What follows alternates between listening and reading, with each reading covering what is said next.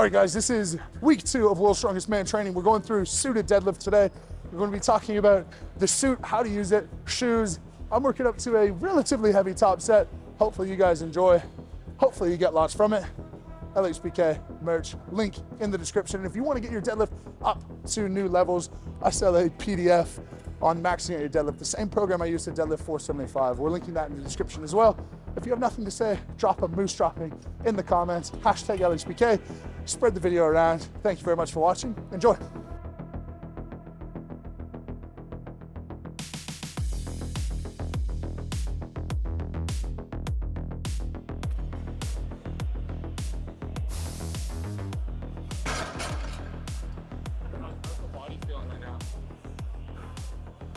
Pretty good, to be honest. Like, I was out in Nashville this weekend, a couple of bad nights of sleep, just having fun, hanging out with people. Drinking kept a minimum, but just the lack of sleep takes you quite a number of days on top of the travel. So we had some more travel planned in the next couple of weeks, but gonna cut it all off.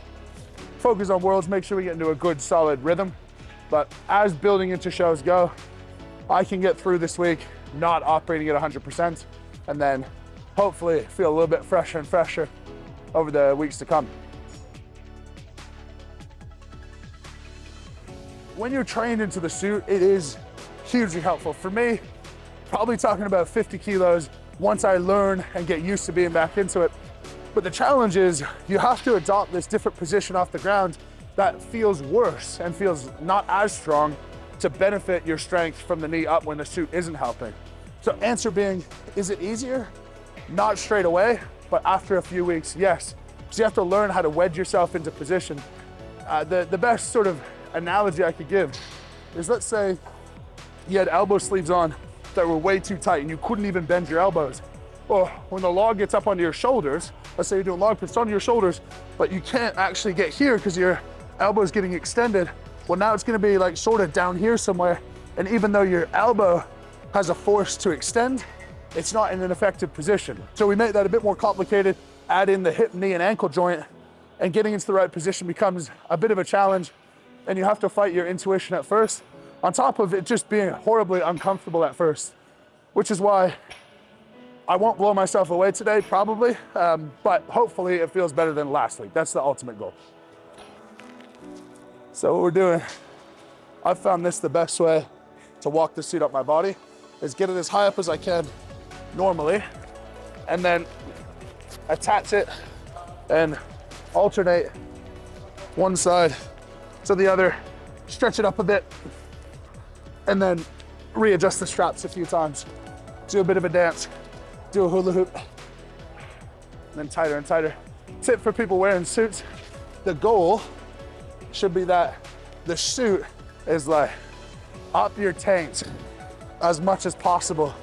Because if it's down, if it's tight on your thighs and not on your hips, that's when you run into issues with, like, you can't use your hips as effectively. Your hips aren't supported, so your low back's gonna take a bit of effort. And if that's the case, you're sort of fucked.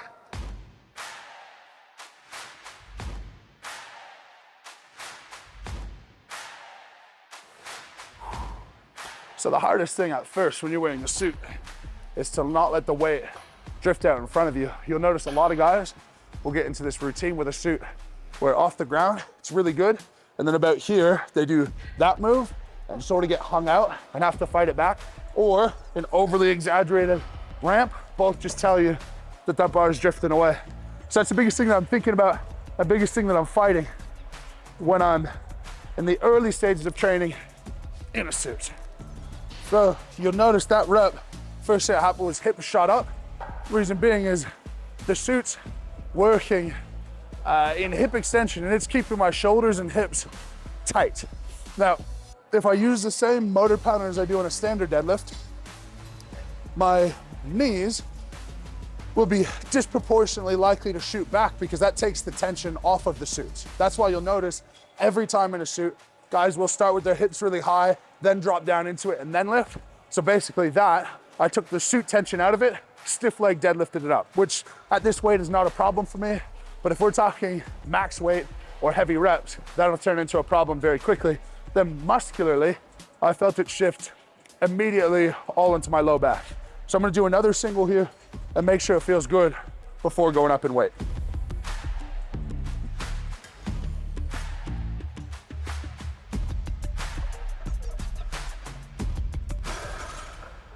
This surface with socks is not ideal because you want a certain amount of outward tension on your feet, and it's possible for your feet to sort of slide, especially with reps.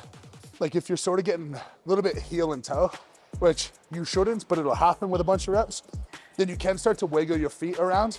Where if you've got a shoe with a rubber base on it, it just provides that layer of protection against your feet moving anywhere.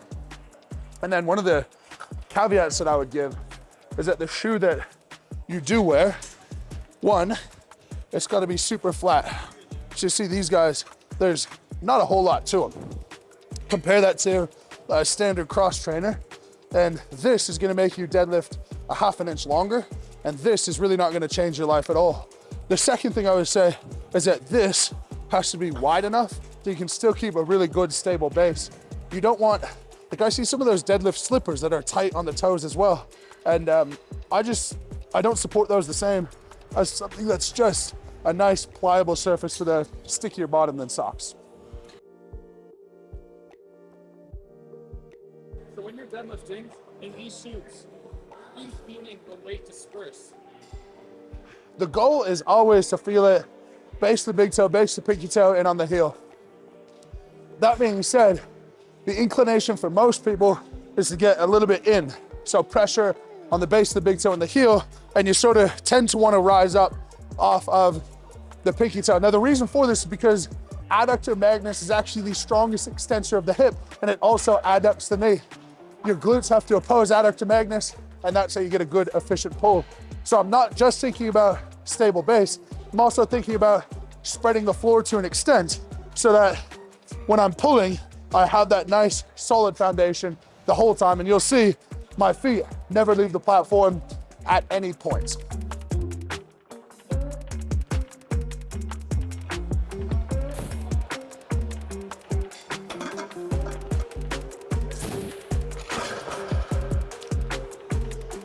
That's unreal.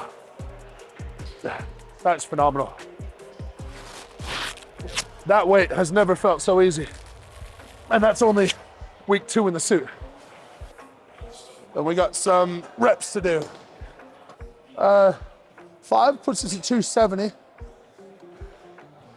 So let's do that with, we'll put 45s on top. Are you what? Watch me.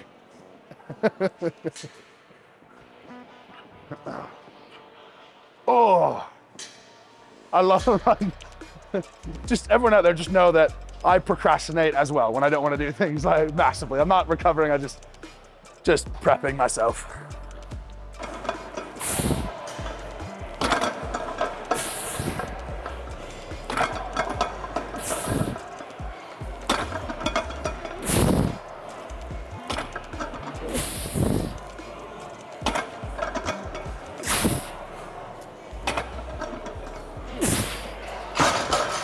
All right, so I went heavier on the first set. We knocked out some good reps on our back offs. A little bit heavier than program as well, but I'm feeling good. We're gonna head off and start doing a little bit of rowing, deadlift accessory work, and then call it a day. Why do you go for this one in particular? Good question. I mean, standard lat pull down, we're using this bar, so if it's not specified, I'll always go to this. The wider you are, the more it's gonna be on your lats, and the more narrow you are, the more to work your arms. Well, if we're thinking the context of why a strongman might do lat pull down in the first place, it's to be an accessory mostly for deadlifting. And when you're deadlifting, we need to work on lats being active to help keep the torso tight. That means that if we can get that wider grip, we're gonna be working the lats more, and the carryover is gonna be more effective.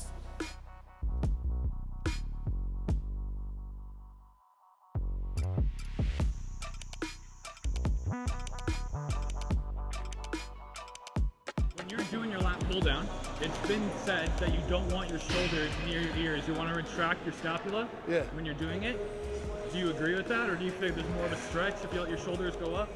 At the top, you can let them come up for sure, but the goal on the way down is to open up, because the alternative that a lot of people get wrong is that if you're not coming down and opening up, if you record from the side, up here, I don't really care. You can keep them down, doesn't make a huge difference. But when you're down here, if you don't open up like this, the alternative is shoulders stay up and you roll it over.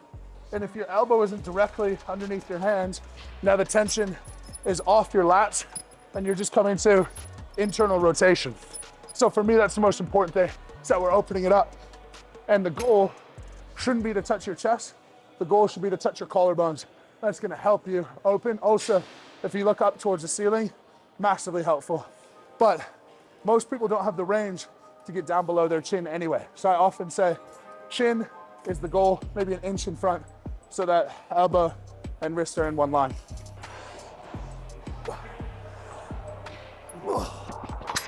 Woo, that seals the deal. Thank you everyone for watching. I appreciate you very much. Get your LHBK merch down in the YouTube shop or in the link in the description. Thank you very much. Live fit and be kind. We'll speak to you guys soon.